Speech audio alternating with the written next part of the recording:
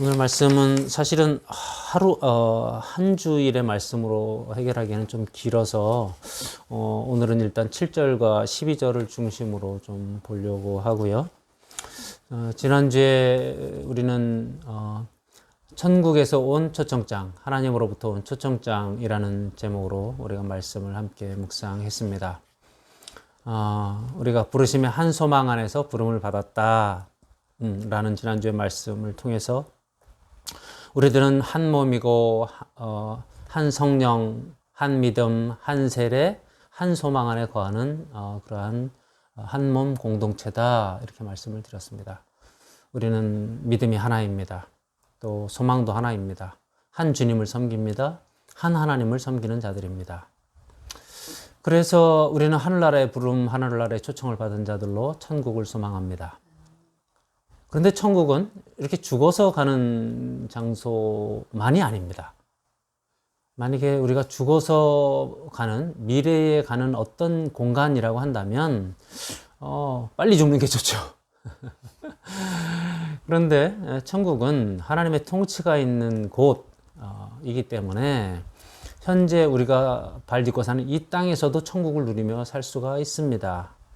그 비결은 하나님의 통치가 나 개인에게, 우리 가정에, 우리 교회에, 우리 사회에 하나님의 뜻이 다스리면 그곳은 천국이라는 것이죠. 그래서 우리는 이 땅에서도 천국을 맛보며 살 수 있습니다. 그런데 그 천국을 맛보는 데 있어서는 하나님의 뜻 안에서 하나됨이 되게 소중하다, 이런 얘기를 지난 몇 주간에 걸쳐서 우리는 묵상을 해왔던 것이죠. 근데 오늘 에베소서 4장 7절에서 13절에서는 사도 바울이 처음으로 하나됨이 아닌 다른 이야기들을 합니다. 그래서 오늘 본문 7절에서 사실은 개역 성경에는 원래 헬라어 원문에 있었던 단어가 빠져 있는데요. 뭐가 빠져 있냐 하면 영어로 보면 one, but 이런 단어가 빠져 있어요. heis, the라는 단어가 빠져 있습니다. 그건 무슨 말이냐 하면 너네는 하나다, 그러나 이게 빠져 있다는 뜻입니다. 그러니까 7절은 사실 이렇게 읽어야 합니다. 너희는 하나다, 그러나 우리 각 사람에게 그리스도의 선물의 분량대로 은혜를 주셨다, 이렇게 읽어야 됩니다. 너희는 하나다, 그러나 우리 각 사람에게 그리스도의 선물의 분량대로 은혜를 주셨다, 이렇게 읽어집니다. 자, 이게 무슨 말입니까? 우리는 하나입니다. 한 몸입니다. 한 성령 공동체입니다. 한 소망 공동체입니다. 그러나 우리에게 각자에게 그리스도의 선물의 분량대로 은혜를 주셨다. 뭔가 달라져 있다, 다르다, 이런 표현입니다. 그래서 우리는 이 말을 이렇게 바꿔볼 수 있습니다. 하나와 다름, 일치와 다양성. 사도 바울이 이제까지 자신의 논리를 하나됨에서, 또 일치해서, 연합해서, 통일해서 논리를 전개해 왔다면 오늘 이 4장 7절에 와서는 다양성, 다름, 이런 이야기들을 전개해 나가기 시작합니다. 그래서 오늘부터는 이 우리 안에 있는 하나와 다름에 대한 묵상이 시작이 됩니다. 그리고 오늘 본문은 사실 읽으면 바로 이해는 좀 잘 안 됩니다. 왜냐하면 우리가 알고 있는 기본적인 은혜에 대한 지식, 은혜는 어떤 것이죠? 그러면 은혜는 모든 우리들에게 똑같이 주어진 은혜, 동일하게 주어진 은혜, 이렇게 알고 있는 게 크리스찬들의 기본 상식이죠. 그 은혜가 동일한 건데 그리스도의 선물의 분량대로 다르게 주셨다? 이런 말입니까? 라고 질문할 수 있습니다. 그럼 은혜가 다르다는 겁니까? 이렇게 질문할 수 있습니다. 그러면 저는 답을 뭐라고 해야 될까요? 네, 다르게 주어져 있습니다. 은혜는 동일하고 보편적이고 일반적입니다. 그러나 은혜가 우리에게 다가올 때 각 사람에게 은혜는 다른 모습으로 다가옵니다. 다른 크기로 다가옵니다. 그래서 사도 바울은 이렇게 얘기하죠. 내가 죄인 중에 괴수로다, 이렇게 말합니다. 그리고 내가 모든 사도들보다 작은 자 중에 더 작은 자다, 이렇게 표현합니다. 왜 바울은 그렇게 표현할까요? 다메섹 도상에서 그는 예수님을 만났습니다. 다메섹은 어떤 곳입니까? 그가 예수 믿는 자들을 쳐 죽이러 쫓아가던 자리입니다. 거기서 예수님을 만났을 때에 나는 네가 핍박하는 예수다 이렇게 말씀하시는 예수님의 음성을 들었을 때에 바울의 마음이 어땠을까요? 그야말로 분이 가득 차서 분노와 화로 가득 차서 예수 믿는 자를 쳐 죽이러 가고 있는 그 막 이글거리는 그 바울 앞에 따뜻한 음성의 예수님이 나는 네가 핍박하는 예수다. 그러면서 따뜻한 사랑의 목소리로 들려주시는 그 예수님 앞에 바울이 그날 눈이 멀고 거꾸로 졌을 때 바울의 마음은 어땠을까요? 너무나 부끄럽고 이 예수님이 진짜 나를 사랑해 주신다는 걸 느꼈을 때 바울은 그 은혜의 크기가 우리랑 같았을까요? 저는 달랐으리라고 생각합니다. 그래서 사람마다 은혜의 크기가 다르다. 감히 저는 이렇게 말할 수 있습니다. 그래서 오늘 사도 바울은 그 은혜가 다르다 이렇게 말하고 있는 것이죠. 또한 오늘 본문은 예수 그리스도의 선물의 분량이라고 표현했을 때 이 선물이라고 하는 헬라어로 도레아라고 하는 단어는 은사, 카리스마와 굉장히 교차적으로 사용되고 있다. 그래서 실제로 은사가 다양하다라는 말로 표현되어지기도 합니다. 은혜가 분량이 다르고 은혜가 우리 개인에게 다가가는 분량이 다른 것처럼 각자 은사가 다르게 주어졌다. 이런 말씀입니다. 성경에서 이 도레아라는 단어는 신약에서 11번 나옵니다.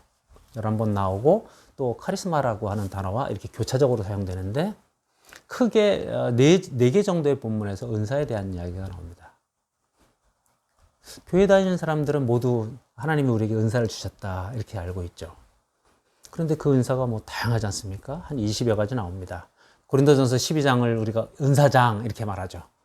그러면서 거기서 어떤 사람에게는 지혜를, 어떤 사람에게 지식을, 어떤 사람에게 능력을, 어떤 사람은 치유함을, 어떤 사람에게는 예언을, 어떤 사람에게는 방언을 뭐 이러면서 이제 한 9가지를 이야기합니다.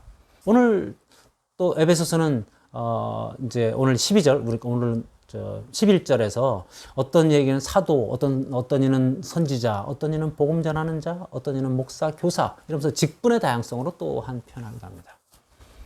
자, 이렇게 은사가 다 다르다 이렇게 표현되어 있습니다. 그런데 왜 이렇게 하나님은 우리에게 다르게 주셨을까요? 그리고 오늘 바울은 왜 이 다름에 대한 강조를 이 4장에서 시작할까요?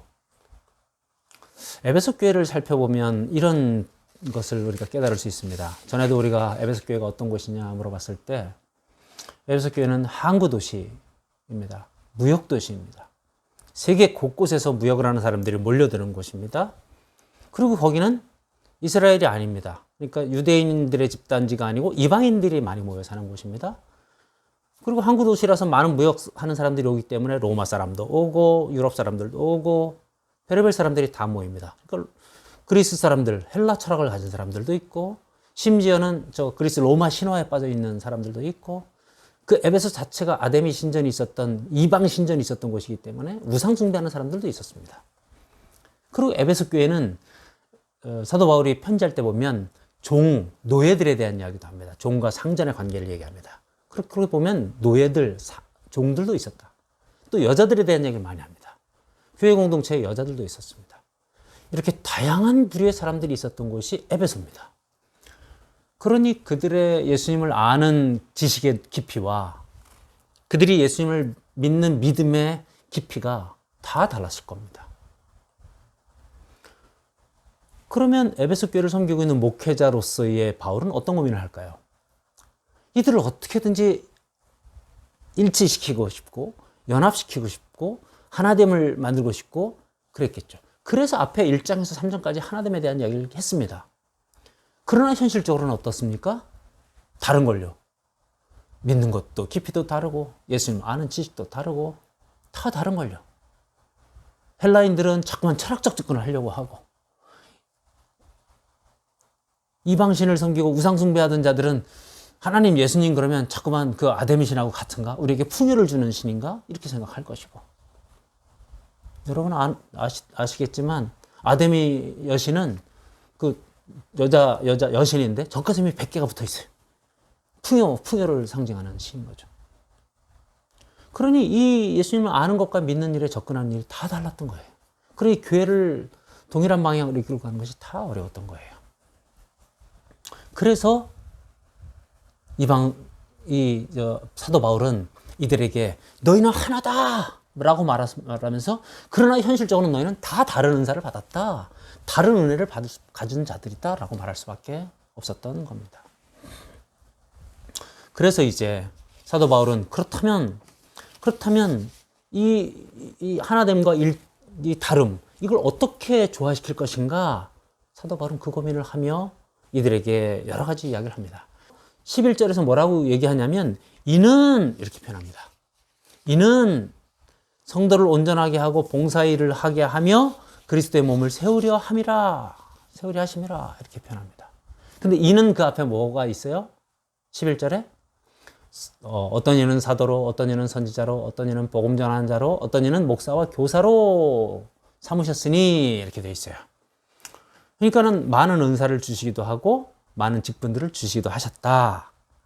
그것은 이런 표현이에요. 이는은 대명사하니까 앞에 뭐를 받는지를 우리가 볼 수 있죠.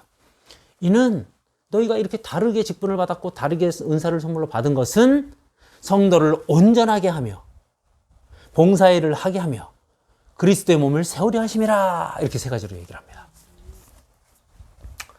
우리를 이렇게 다르게 세운 목적이 뭐라고요? 그렇습니다. 성도를 온전하게 하며입니다. 사도 바울은 이 에베소서뿐만 아니라 곳곳에서 우리를 세 가지 비유로 많이 비유합니다. 첫 번째는 몸으로 비유하고요, 때로는 성전으로 비유하고요, 가족으로 비유하고, 세 가지로 비유를 합니다. 몸으로, 가족으로, 성전으로 비유를 합니다. 사실은 이 세 가지는 되게 연합되어 있어야만 하는 것들인데 또 그 안에는 많은 구조물들이 있는 것들입니다. 몸을 이야기할 때도 우리 몸에는 눈이 있고 귀가 있고 코가 있고 손과 발이 있고 몸에 지체들이 많이 있다, 이렇게 표현하면서 심지어 고린도전서 12장에는 12절부터 28절까지 17절을 몸에 대한 이야기를 합니다. 그 정도로 사도 바울은 우리 한 몸 공동체, 우리 교회 공동체를 몸으로 비유하는 것을 즐겨합니다. 한번 생각해 보십시오. 배가 고픕니다. 그러면 어떤 일이 벌어져요? 갑자기 후각이 발달됩니다. 그래서 맛있는 냄새가 사방에서 들어옵니다. 평소보다 2배는 아마 발달될 겁니다. 후각이 딱 들어오는 순간 냄새가 나는 방향으로 눈과 귀가 돌아갑니다. 그리고 위치를 확인하면 저기 맛있는 빵이 있네. 달콤한 냄새가 나네. 눈과 귀가 돌아갑니다. 그러면 잽싸게 머리는 뭐라 그래요? 발에게 그쪽으로 다가가라, 이렇게 말합니다. 그럼 발과 다리가 협조해서 빵이 있는 곳으로 다가가고요. 그리고 바로 손에게 명령합니다. 집어서 입에 넣어라. 그럼 손은 입에서 집어넣고요. 혀와 이빨은 아주 신속하게 맛있게 씹어서 목으로 넘깁니다. 식도는 아주 맛있게 꿀떡꿀떡 삼키고요. 그리고 혀도 협조하죠. 계속 그걸 받아들이고. 그리고 위와 소장, 대장에서는 그 빵에 있는 온갖 영양분들을 쪽쪽쪽쪽 빨아들여서 온몸의 영양분으로 쫙 세포들에게 공급합니다.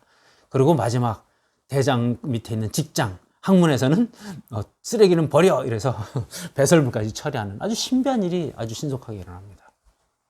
몸은 그 맛있는 것을 요구하는 그 신호를 받아들였을 때 머리가 온몸의 지체들에게 하는 명령들을 착착착착착착 하나도 거부하지 않고 순종하며 몸을 살리는 데 협조합니다. 그게 몸의 비유입니다. 이게 우리가 하나인데 다름이 조화되는 방식을 아주 멋지게 보여주는 방식입니다. 그래서 사도 바울은 몸에 대한 비유를 많이 씁니다.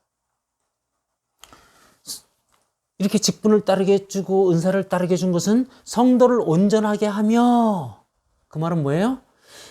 예수님이 머리고 교회는 그리스도의 몸이다. 그리스도의 몸인 성도들 했을 때 이 몸이 건강하다, 몸이 온전하다, 이런 표현입니다. 방금 전에 말했던 몸의 비유에서 빵 하나를 먹을 때도 다리가 건강하지 않다거나 팔이 건강하지 않다거나 이빨이 건강하지 않다거나 식도가 건강하지 않다거나 위가 건강하지 않으면 우리는 빵을 소화시켜낼 수가 없고 몸이 온전하게 될 수가 없습니다. 따라서 지체 하나하나가 다 건강해야 된다라는 것입니다. 우리 가운데는 직분을 받은 사람들이 많습니다. 그 중에 목사, 교사는 가르치는 자로 이제 주로 언급됩니다. 가르치는 자들, 교회는 가르치는 어른들이 있고 가르치는 목사와 교사, 장로님들이 계십니다. 이분들의 역할 중에 가장 중요한 일이 오늘 요 12절에서 말하고 있는 성도를 온전하게 하며입니다. 때로는 교회에서 다양한 사역들이 벌어집니다. 그런데 그 다양한 사역들이 주차 봉사도 하고 여러 가지들이 있습니다. 근데 저는 그 중에서도 제일 소중한 사역이 이 가르치는 사역이라고 생각합니다. 가르치는 사역이야말로 성경에서 되게 중요한 사역으로 말하고 성도의 몸을 온전케 하는, 성도들을 온전케 하는 사역이라고 표현하기 때문입니다. 때로 이 온전함에 이어서 나오는 이 구절에 사람들이 약간씩 오해를 하긴 합니다. 성도를 온전하게 하여 봉사의 일을 하게 하며 그리스도의 몸을 세우게 하려 하심이라. 이 세 곡지로 가는데요. 사실은 이게 약간의 순서가 있습니다. 성도의 몸이 온전해져야 봉사의 일을 하고 그리스도의 몸이 세워진다. 이런 순서가 있는 거예요. 실제 헬라어 원어에서도 그렇습니다. 성도의 몸이 온전케 됨으로 봉사의 일을 하게 된다. 이렇게 표현합니다. 근데 이제 여기서 약간 사람들이 기분 나빠하는 게 있어요. 봉사의 일을 하려고 우리를 온전케 하는구나. 그런 생각 해본 적 없습니까? 교회에서 우리를 부려먹으려고 하는구나. 근데 이 봉사라는 단어는 미니스터, 사역이라는 단어입니다. 그러니까 우리가 알고 있는 이렇게 허드렛 일, 이런 일이 아닙니다. 이 사역이라고 하는 것은 예수 그리스도께서 우리에게 명하신 어떤 일들입니다. 그 일은 뭐예요? 때를 얻든지 못 얻든지 말씀을 전파하라. 너희는 가서 모든 족속으로 제자를 삼아 아버지와 아들과 성령의 이름으로 세례를 주고 내가 너에게 분부한 모든 것을 가르쳐 지키게 하라. 복음 전파의 사역들, 그 사역을 위한 일이다. 여기서 봉사의 일을 하게 하려 합니다. 이렇게 말한 것이 허드렛 일 하게 하려, 설거지 하게 하려 합니다. 식당 봉사하게 하려 합니다. 주차 봉사하게 하려 합니다가 아니고 예수 그리스도께서 명하신 말씀이 온 세상에 전파돼서 온 세상이 하나님의 뜻 안에서 하나 되게 하는 그 사역, 그 일을 위하여, 그 거대하고 엄청난 일을 위하여 온전케 하는 것이다. 이런 표현입니다. 제가 청년들을 담당하면서 가끔 안타까웠던 것은 뭐냐 하면 청년들도 그렇지만 성도들도 그렇고 한국교회에서는 너무 일들을 많이 시킵니다. 그런데 그 일들을 많이 하는 사람들은 즐겁기도 하지요. 같이 일하는 즐거움도 있긴 하지요. 그리고 그 일이 의미도 있고 보람도 있습니다. 누군가는 일을 또 해줘야 교회가 돌아가니까요.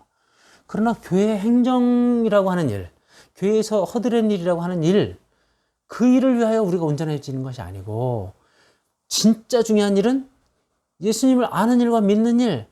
그래서 예수님 우리에게 무엇을 원하시는가, 하나님 무엇을 원하시는가에 온전해진 이후에 그 사역을 모두 다 하는 일에 온전해진 이후에 우리가 나머지 일들도 하는 것, 이게 온전한 순서인데 한국교회는 순서가 바뀌었단 말이죠. 그러다 보니 어떤 사람들은 자기가 일 많이 한 거 가지고 내 믿음이 크다 이렇게 생각해요. 교회에서 일 많이 해서 칭찬받고 일 많이 해서 약간 계급적인 위치에 올라가 있는 사람들이 나의 믿음은 크지 이렇게 말합니다. 그건 온전함이 아닙니다. 그건 뭔가 잘못되어 있습니다. 제가 참 존경하는 폴 스티븐스 목사님이 이 구절을 가지고 이렇게 표현합니다. 이게 그 온전함이라고 하는 단어가 영어로는 perfect라는 단어이기도 하고 complete furnishing, 어떤 그 가구를 완전하게 하다 이런 의미도 있고 또 equipping, 뭔가 장착하다 내지는 구비하다 이런 의미도 있습니다. 군인에게는 완전 무장을 하다 이런 의미도 있는 것이죠.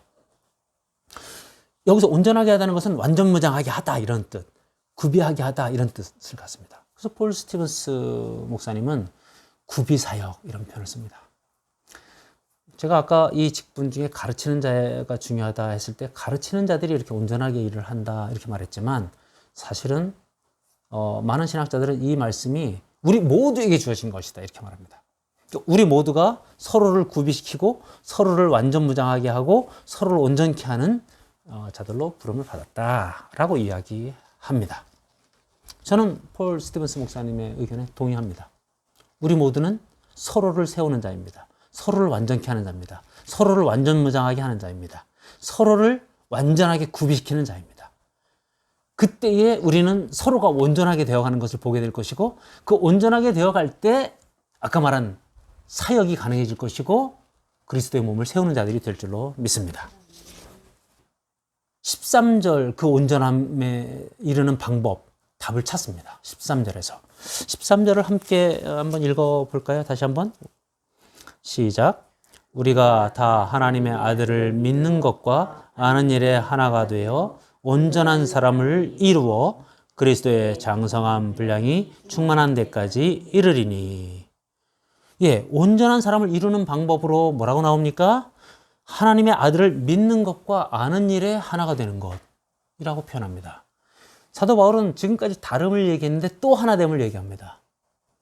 이게 왜 그렇습니까?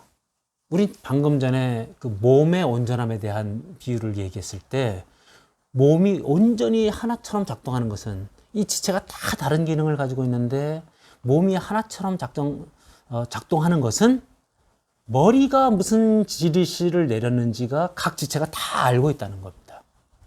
머리가 뭐를 원하는지를 모든 지체들이 동시에 따라서 순종하고 움직이고 있다는 겁니다. 그래서 하나님의 아들을 아는 일과 믿는 일. 여기서 하나님이 이렇게 우리에게 묻는 것으로 저는 들립니다. 너는 예수님을 잘 알고 있니? 너는 예수님을 제대로 믿고 있니? 너가 믿는 예수님에 대해서 말해보렴. 너가 믿는 예수님은 그저 이렇게 사실 팩트로 나와 있는 성육신 하시고 십자가에 돌아가시고 우리 죄 때문에 돌아가시고 또 부활하시고 승천하시고 다시 심판하러 오실 예수님, 그 복음의 핵심, 그것 외에 네가 알고 있는 예수님은 누구니? 이렇게 물으신다면 우리는 예수님에 대해서 더 얼마나 말할 수 있나요? 저는 제가 목회자로서 이런 얘기를 할 수 있어요. 실망하고 좌절해서 예수님의 십자가 죽음 앞에 실망하고 좌절해서 갈릴리로 후퇴해 있는 베드로에게 나타나셔서 얘야, 네가 나를 사랑하냐? 네가 나를 사랑하냐? 네가 나를 사랑하냐? 물으며 그 좌절한 베드로를 다시 용서하고 세워주시는 예수님. 그런 예수님을 저는 알아요. 또 예수님은 빌라도의 뜰에서 채찍맞고 군인들에게 배신당하고 그럴 때도 정말 분노하거나 자신에 있는 그 놀라운 힘으로 그들을 한 번에 멸하지 않고 오래 참으시는 예수님인 것을 제가 알아요. 또 골고다 언덕을 십자가를 지고 올라가면서 그 고통을 견디시면서 그 고통 앞에서 정말 울음소리 한번 내지 않고 그 고통을 끝끝내 견디시면서 아무도 없는 그 제자들, 다 떠나버린 제자들, 그들을 용서하는 마음으로 그 언덕을 힘겹게 오르셨던 예수님의 마음이 느껴져요. 뭐 이런 것들을 우리가 아는 것. 그럴 때 그분은 용서의 하나님이셨고, 그분은 배신당한 자들마저도 품으셨던 온유의 하나님이셨고, 또 하늘을 버리고서 내려오신 겸손의 하나님이셨고, 이런 것들을 이제 우리는 수없이 말할 수 있어야 될 겁니다. 그래야 우리는 예수님을 안다, 이렇게 말할 수 있을 겁니다. 오늘날 한국교회가 이렇게 갈등이 많은 이유. 어쩌면 자연스럽죠. 왜냐하면 서로 다르니까요. 너의 생각이 다르고, 나의 생각이 다르고, 너의 습관이 다르고, 나의 습관이 다르고, 너의 선호가 다르고, 나의 선호도가 다르고, 네가 가치 있게 여기는 게 다르고, 나가 가치 있게 여기는 게 다르니까. 일할 때마다 부딪히겠죠. 가정에서도 마찬가지죠. 왜 이렇게 싸움이 많아요? 다르니까. 나는 이게 중요하다고 말하는데, 넌 저게 중요하다고 말하고. 그런데 그 싸움과 갈등과 분리를 멈출 수 있는 유일한 길이 여기에 있습니다. 예수님을 아는 것과 믿는 것이 하나가 되면 내가 무슨 선택을 할 때에 다르게 선택할 수 있을까요? 내가 의사결정을 할 때 다르게 의사결정을 할 확률이 많을까요? 아니면 같은 의사결정을 할까요? 그러니 우리는 예수님을 잘 모르는 겁니다. 여전히 싸움이 많다면, 분리가 많다면 우리는 예수님을 잘 모르는 게 맞습니다. 믿는 것도 마찬가지입니다. 아는 만큼 믿어야 하는데 아는 만큼 믿음의 행동을 하지 않습니다. 현수가 신앙생활 한 지가 얼마나 된 거지? 1, 2년. 1, 2년? 제대로 시작한 지 1, 2년 정도 안 된 것 같습니다. 1, 2년. 1, 2년 된 사람의 믿음과 여기 김 목사님처럼 40년 된 사람의 믿음이 다르잖아요. 다르니까 이제 예를 들어 어떤 헌금을 사용하는 데 있어서 목사님은 이 정도 헌금은 이렇게 어려운 사람한테 이렇게 과감하게 써야 돼 이렇게 말할 수 있죠. 근데 1, 2년 된 현수의 믿음으로는 목사님 그거는 너무 과한 것 같아요. 이런 마음을 줄 수도 있죠. 믿음의 분량이 다르면 그런 차이가 생겨요. 그러면 의사결정할 때 이렇게 갈등과 분리와 주춤거리는 브레이크가 걸리고 어려움이 있어요. 그러니 오늘 성경은 이렇게 말하는 겁니다. 아는 것, 예수 그리스도를 아는 것, 하나님의 아들을 아는 것과 믿는 것에 빨리 하나가 되라. 그래야 온전한 몸을 이룰 수 있다. 그러니 우리는 서로를 볼 때 어떻게 하면 저 사람이 아는 것에서 자라갈까? 어떻게 하면 저 사람이 믿는 것에서 자라갈까? 이런 생각들을 하게 되는 것이죠. 그렇게 그런 사랑의 마음으로 저들을 품게 되는 것이 당연한 것이죠. 이렇게 선언해 보려고 합니다. 교회는 하나입니다. 교회는 한 몸입니다. 은사가 다르고 직분이 다릅니다. 그러나 예수 그리스도를 아는 일과 믿는 일에 하나로 수렴됨으로써 그리스도의 장성이 충만한 데까지 자라나서 하나가 되는 공동체입니다. 말씀을 정리하고자 합니다. 우리는 예수 그리스도를 아는 일과 믿는 일에 하나가 되어야 합니다. 믿음의 분량, 알의 분량이 같은 수준에 도달해야 한다는 것이죠. 우리가 교회 공동체가 지향하는 지향점은 여기입니다. 예수 그리스도를 아는 일과 믿는 일에 모두가 하나가 되어야 합니다. 우리 자신에게 오늘 물어봐야 합니다. 하나님의 음성이 우리한테 들려야 됩니다. 너는 예수님을 얼마나 아는가? 너는 예수님을 어떻게 믿고 있는가? 얼마나 믿음의 행동을 하고 있는가? 열방하나교회와 오늘 함께 예배드리는 모든 성도들의 마음 가운데에 이 하나님의 음성이 들려지고 내가 예수님을 알기를 힘써야 하겠다. 내가 예수님을 믿는 일에 더욱더 힘써야 하겠다. 이렇게 결단하는 오늘 예배의 시간이 되시기를 주님의 이름으로 축원합니다.